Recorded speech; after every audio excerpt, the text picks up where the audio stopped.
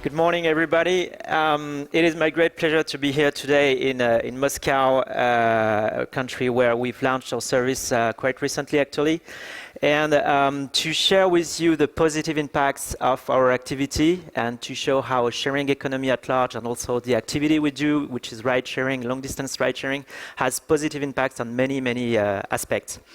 So the first thing, I'll go back to exactly what we do.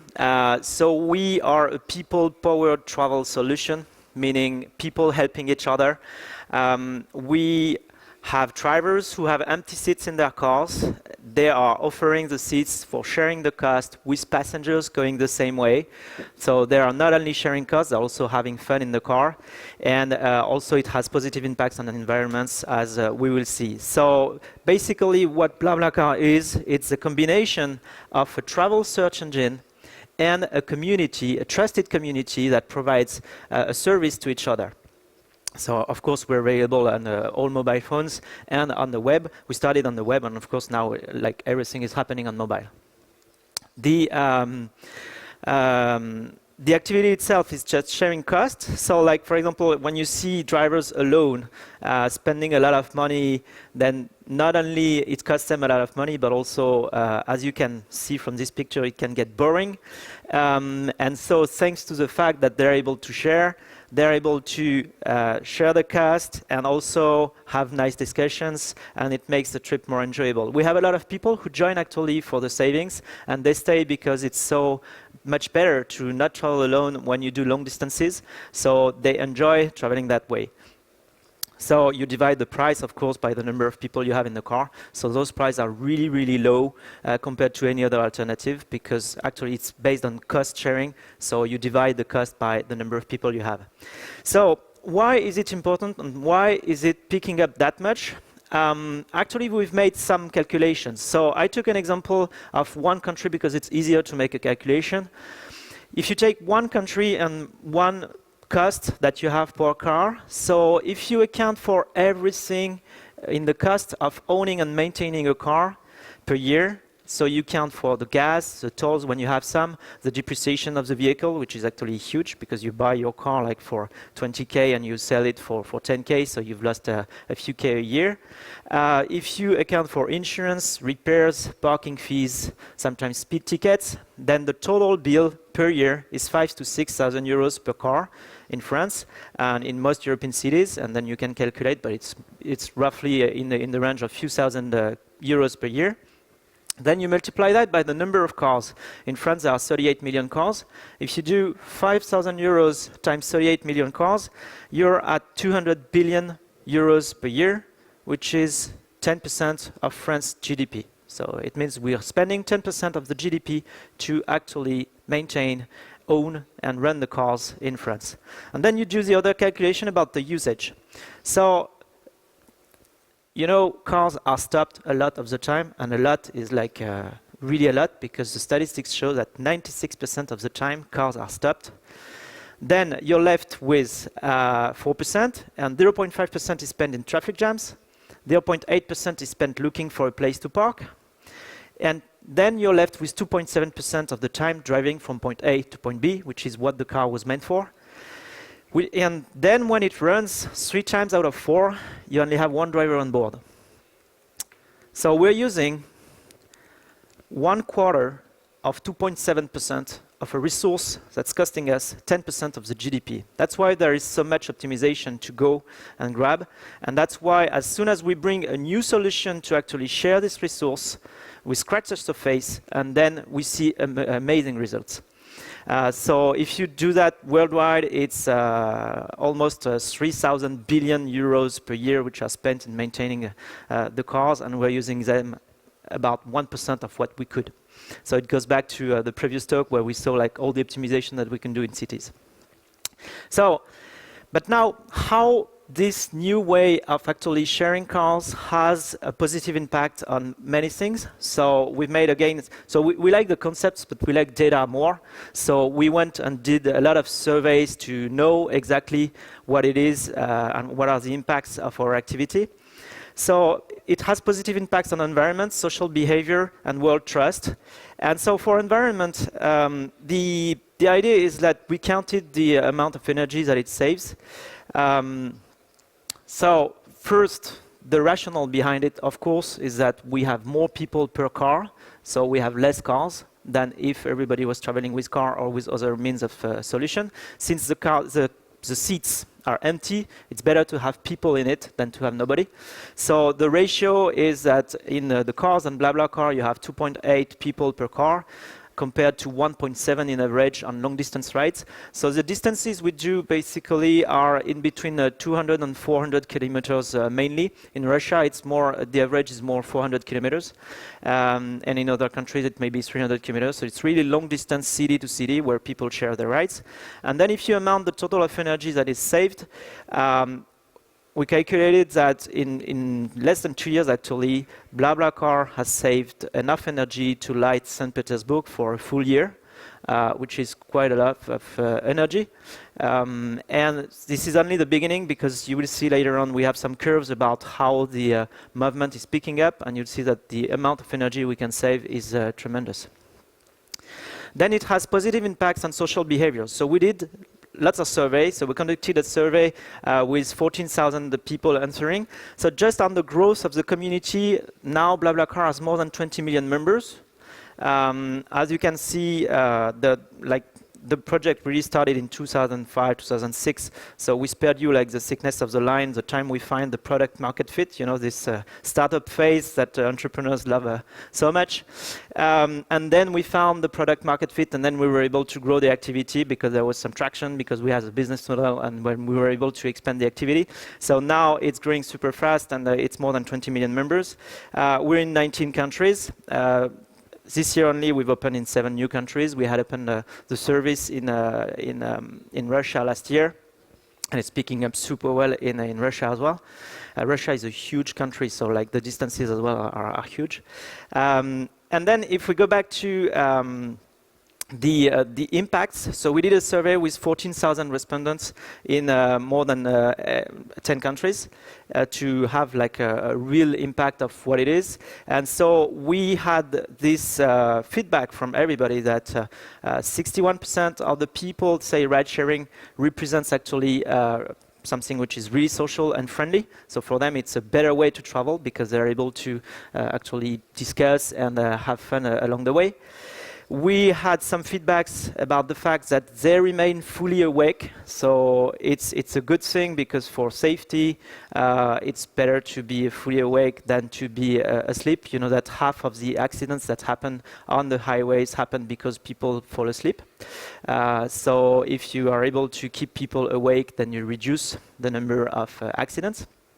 And so it keeps them more alert because they're discussing, and they're sometimes, you know, the first thing that people get when they do ride sharing is that sometimes they earn money, well, they save money, but the thing is they also tell you about the people they've met. I mean, they will tell you that they met John, who explained about his trip to India, and he has explained many things, or you've made a yoga teacher, and then you've made some new friends, and so it keeps them awake.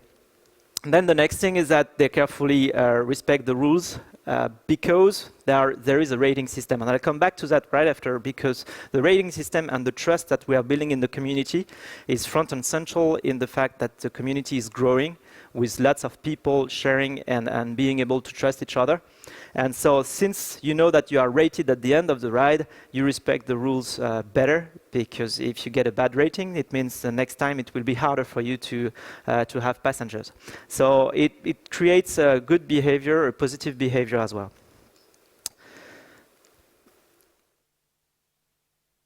Still on this topic of reinforcing good behaviors,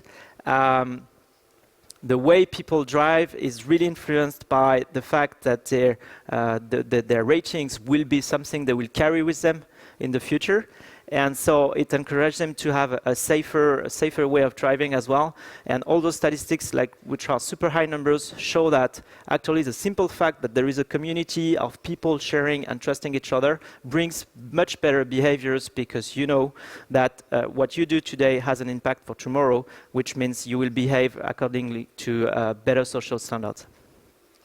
And then the last point which is probably the most important in the community, is that we are building some kind of new trust in the community, a way for people to share and grow together. And that's, to me, it's the most fascinating point in everything we're building.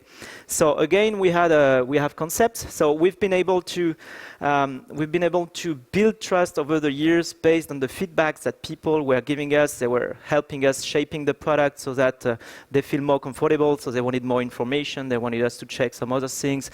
They wanted us to modify the product so that they feel more at ease when using it. So we had a lot of feedback loops with all our members. We're listening to them all the time. And then in the end, we made a theory of understanding what were the parameters that were building trust at scale. And so it's actually the first time in history that tech is able to build trust on a huge scale. And we came up with this model, which we call DREAMS. The DREAMS model is actually, it represents the 6 pillars of trust that people need to have in order to trust someone else. So it's all the information you want to have in order to trust someone you've never met. So when you register, you want to have some information which is declared, rated, engaged, active, moderated, and social. So what does it mean? Declared is like your first name, last name, picture, your preferences. Rated is when people actually rate each other. We talked about that. Engaged is like when you commit to coming tomorrow at 6 for the appointment. So it can come through an online booking system, but also through online mechanisms so that people really commit that they will come. So it brings more trust. Active is the fact that you know the person logged yesterday and 92% of the time they answer to their messages. It brings an additional level of trust. Moderated is like the work of the platform itself, because we moderate all contents to make sure that actually everything that is published has a purpose for ride sharing, and it's a trustworthy content. We also check phone numbers, we check bank accounts, and we do some moderation in the community, and we answer to everyone who contacts us. And social is the fact that you are able to link your profile with vContacte or Facebook or LinkedIn. And when you see a profile and you know that the person has 362 friends, then the level of trust goes higher. And so all this added together makes it so that you're able to have a picture of the person you will be meeting, and your level of trust goes up tremendously. So we've made studies again on a survey, this time on 18,000 members replying to the survey in 14 countries, because we had done the survey like 2 years ago, but it was only on French people, and so people told us, yes, but your data is only for French people. So we said, okay, we'll come back with some more data for like in 14 countries, which we've done. And so on this, we asked people, so what is your level of trust on a scale from 0 to 5? Towards several categories of people. So what's your level of trust towards a stranger? What's your level of trust towards a Facebook contact or vContact contact? Your neighbors, your colleagues, your friends and family. And as you can see, it ranges from 1 to 4.7. Actually, friends and family members are the highest, of course. There is a slight difference between friends and family, but I won't enter into this debate because like the statistics showed that friends were a bit higher than family, but like very, very small. So, but anyway, it's around 4.7. And as you can see, then of course we were interested in knowing how much trust do you have towards someone you've never met, which is none of those persons, and someone who is registered on Bla-Bla-Car with a full profile with all the information, the DREAMS information. And this is where it's very, very interesting, because we reach a level of trust which is unparalleled before. It's 4.3. So online, people are able to trust on a scale from 0 to 5 up to 4.3, which is more than neighbors and colleagues, and it's almost as much as friends and family members. So it is super high. It is a new energy. I truly believe that it's a new energy for the 21st century. We now, thanks to the tools we have and the communities we have, we're able to build trust between people who've never met, which means you can create new interactions between those people. It has never happened before. And so this will fuel most probably a lot of sharing economy projects in the next decades. And so when you see that and you see that it's happening at scale and you see the power of building more trust blocks along the years, of course, when we started, so like in 2005, 2009, we had some level of trust, but not as strong as today. Then we added new features every year. And now we're to the full dreams model and we're able to scale internationally. And this is what is really impressive with the growth. It's that people now trust each other on a worldwide scale. And they're able to trust people from any country just thanks to the tools that we are providing them. And so to finish, I have a video that will show you how it gets developed now in Russia and in Europe. And you'll be able to see that we are developing the activity quite well now in Russia. It's a short video. So you'll be able to see, so each dot on the map is actually a car, and so some people traveling. And so you can see that you have rides that go all the way from Vladivostok to Tomsk and Novosibirsk, and then Moscow, St. Petersburg. And then you'll see that, of course, for now, since we started from Western Europe, we're way more developed in Western Europe than we are in Russia for now. But you can see that it's growing, so it's only one day of rides on Bla-Bla-Car, and you can see that people are traveling all the way from the west of Spain to Vladivostok thanks to Bla-Bla-Car. We also have an activity in India and Mexico. It's not shown on the map, but it's really something that is getting developed on a worldwide scale. Thank you very much.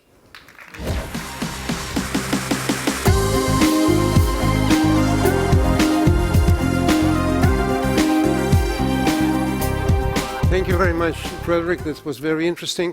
I have two questions. One question is a practical one. I know when you moved to Russia, you purchased a Russian company, Podorozhnik, something you didn't do in other countries. So the question is why? And I'll give you the second question right away. It's such an exciting idea. Did you ever think of expanding the idea of sharing economy into other areas? Okay, so regarding the first question, we partnered, yes, with Podorozhnik, and the team who joined us, including Alexei, who was the founder of Podorozhnik, is now part of Bla-Bla-Car as a whole. At Bla-Bla-Car, we have more than 50 people who have been entrepreneurs or will be entrepreneurs. I mean, it's a very entrepreneurial company. We're almost 400 people in the company today, and we have this spirit, this startup spirit, with a lot of entrepreneurs. And the way we build our network is by partnering with entrepreneurs from all over the world. We've actually done that several times, not only for Russia and Ukraine, but also for other countries. For example, for Mexico or for Poland, we also have entrepreneurs who've been joining us and building Bla-Bla-Car on a worldwide scale in this entrepreneurial spirit. So we do that when we expand, because the added value, of course, for everybody is that we get a fully operational team with people who are highly motivated about building this network. Also, since they are local in their country, then they know everybody in the space, and they know the ecosystem, and they know everything you need to know to grow the activity. So for us, it's a plug-and-play solution to expand faster. So that answers your first questions. And then regarding the possibility with the trust we build to actually do something else, of course we think about it, but it's really not for now, because for now we have the challenges of a growing startup, which is we have to absorb growth and to make it happen on a larger scale. So the first thing is to reach scale, and then you'll see if you can diversify. What I used to say is that, growing is just like accelerating in a car, and then diversification is like turning the wheel. You shouldn't do both at the same time. So you accelerate first, and then you turn the wheel later on. But if you do both at the same time, it can be a bit dangerous. Can you give us an idea of where it could go from here? You name it. I mean, we have tens of millions of people who are helping each other on a daily basis. What can people do when they help each other? I mean, they can do anything. All right. Thank you so much. Thank you.